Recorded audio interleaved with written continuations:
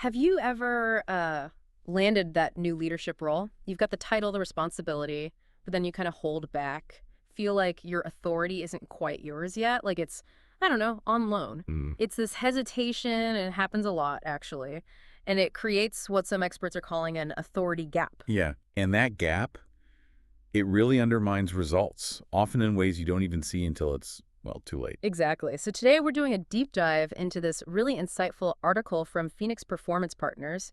It's called Owning Your Authority, the Leader Your Team Needs You to Be. Kevin Davis wrote it. Good piece. Yeah. And our mission here is to unpack why so many leaders, struggle with actually using their authority. We'll look at the science behind how it affects teams. Which is fascinating, by the way. Totally. And most importantly, give you some practical, actual techniques you can use. Lead with conviction, get results, and really serve your mission. Right. And it's important to stress, this isn't just about boosting your own confidence, although that's, part of it. It's really about enabling your team to do their absolute best work. The core idea in the article is pretty powerful, What's that? that your team isn't sitting around waiting for you to give them permission to follow.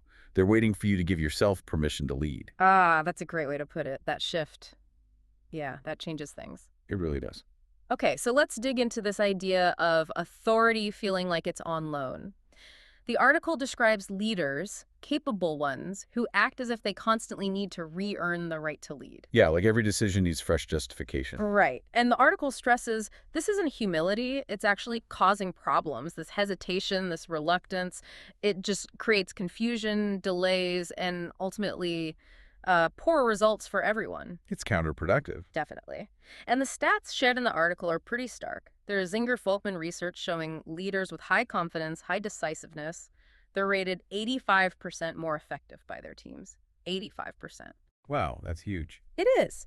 But then you look at a Center for Creative Leadership study. It found 60% of new leaders struggle with using authority effectively in their first year. 60%. Yeah. So more than half are wrestling with this. Exactly. Think about the ripple effect of that across an organization. Oh, absolutely. And this authority gap, it's not just theoretical. You see it play out, like those endless meetings trying to get everyone to agree when really someone just needs to make the call. Or avoiding that tough conversation about performance. Exactly. Or asking for more input when the team is actually looking for clear direction. The article gives good examples like a new exec spending months seeking total consensus. While the team's just waiting for them to lead. Right. Or the manager who avoids dealing with performance issues because, it feels uncomfortable to use that authority. So the real cost isn't just slow decisions. No, it's much bigger. It's diminished results. It's team frustration that's a big one, and it's missed opportunities. Things the organization could have achieved, but didn't because leadership hesitated. That makes total sense. Okay, so if that's the problem, what does the article say true authority actually is? Because people often get it wrong, right? Think it's about being bossy or controlling. Yeah, that's the common misconception, dominance over people. But the article reframes it really nicely as power for purpose. Power for purpose. I like that. It is a good distinction. And it breaks down authentic authority into three key parts. When they line up, things click. Okay, what are they? First, moral authority. Basically, are your decisions serving the bigger picture, the common good, not just your own agenda? Right, integrity. Exactly. Then there's competence authority. Do you actually have the knowledge, the skills, the judgment needed to guide the team effectively? Makes sense. You need to know what you're doing. You do. And finally, purpose authority. Is your leadership clearly serving a meaningful mission? Something bigger than just tasks and deadlines. Okay, moral, competence, purpose. Right. And the irony is, when those three things align, people don't just comply because they have to. They actually get energized. They want to follow because they see you're using your authority to achieve something important, something they care about too. And it's not just a nice idea, is it? There's actual brain science behind why this works so well, the Neuroleadership Institute's work. Precisely. The neuroscience shows a direct biological link. When a leader acts with that authentic confidence, makes clear decisions, it actually triggers the approach state in the team members' brains. Ooh, approach state. Yeah, it's a state linked to feeling secure. And when people feel secure, their brains free up mental resources. They become more creative, perform better. They're not wasting energy on worry or uncertainty. Okay, so confident leadership literally makes people's brains work better. In a way, yes. And the flip side is also true. Tentative leadership being unclear. That activates the brain's threat detection system, the amygdala. The fear center. Right. So if the leader seems hesitant, the team's brains go on alert. Cognitive function drops, stress hormones rise. It's basically the opposite of a high-performance state. Wow. It's funny how we often resist something clear authority that our brains are actually wired for. Dr. David Rock's scarf-off model touches on this too, doesn't it? It does. Rock's research shows that unclear authority structures can create a status threat. And status threats are one of the big triggers for that danger response in the workplace. So our teams are basically wired to perform better when the authority structure is clear and someone is confidently leading. That's what the science suggests. Yeah. Okay, so knowing all this, the cost of the gap, what real authority looks like, the neuroscience, how does a leader actually get there? Move from hesitating to really owning it.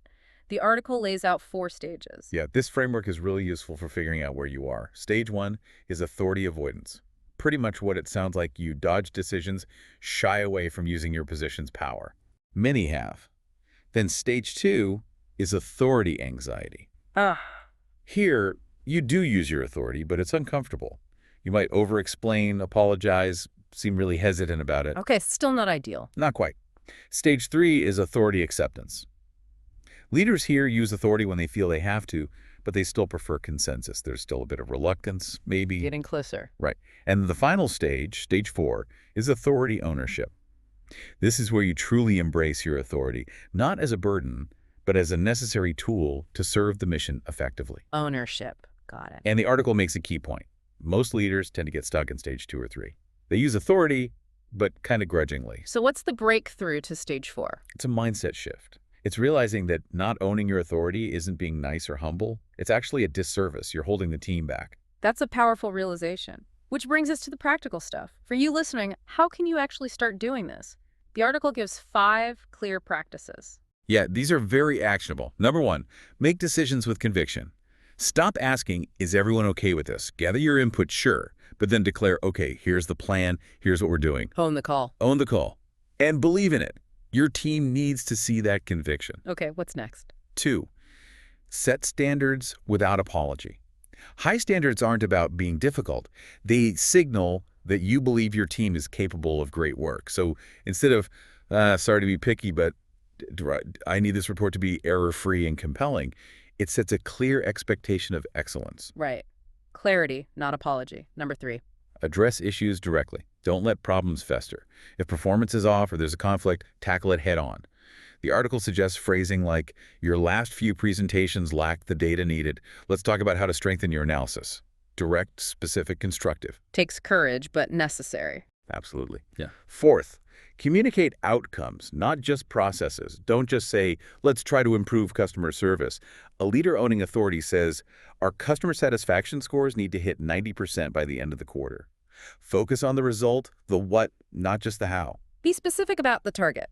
And the last one. Number 5, take responsibility for failures. This is huge for building trust and authority. When things go wrong, own your part. Like the example, this project failed because I didn't provide clear enough direction early on. That earns far more respect than making excuses. Makes sense. So when leaders actually do these things, really own their authority, what happens? What are the positive effects? It creates this positive cycle. The article mentions several benefits that happen almost at once. First, decision speed increases. No more getting bogged down in endless debate. Faster progress. Right. Second, team confidence grows. People feel more secure and perform better when they trust a leader's direction. Third, accountability strengthens. Clear authority leads to clear responsibilities. And innovation. Yes, surprisingly, innovation accelerates. When people feel that security and clear direction, they're actually more willing to take creative risks. They trust the leadership. So authority isn't a constraint, it actually unlocks potential. Exactly. It becomes a multiplier. This really comes down to that mindset shift you mentioned earlier. The article frames it as, stop asking, who am I to make this decision? And start asking, Who am I not to make this decision? that's the core of it. Why were you put in this role? The organization trusts you to lead, to make the tough calls, to drive results. Your team needs that leadership to succeed together. It's not about being a dictator. Not at all. It's about recognizing where the buck stops. That ultimate accountability rests with you, and stepping up to that confidently is what empowers everyone else. Okay, so let's wrap up with a challenge for everyone listening, something concrete to try. Let's do it. For the next 30 days, try actively practicing these things. Week 1, make 3 decisions without needing full consensus first. Get input, yes, but then you make the final call. Okay, 3 decisions. Week 2. Week 2, have 2 direct conversations about performance issues, those ones you might have been putting off. 2 direct talks. Got it. Week 3. Week 3, set 1 new, genuinely challenging standard for your team. Push for that next level of excellence. Raise the bar. And week 4. Week 4, take complete, unambiguous responsibility for one failure or setback, big or small. Own it fully. Good challenge. 1 decision, 2 conversations, 1 standard, 1 ownership moment. Exactly. And pay attention to how your team reacts. The article suggests you might be surprised. Often teams are actually relieved when their leader steps up fully. They've been waiting for it. Yeah. Because ultimately, owning your authority, it isn't about ego. It's about serving the mission. It's about giving your team the clarity and conviction they need to really succeed. So the final thought from the article is pretty provocative. The leader your team needs isn't the one who asks permission to lead.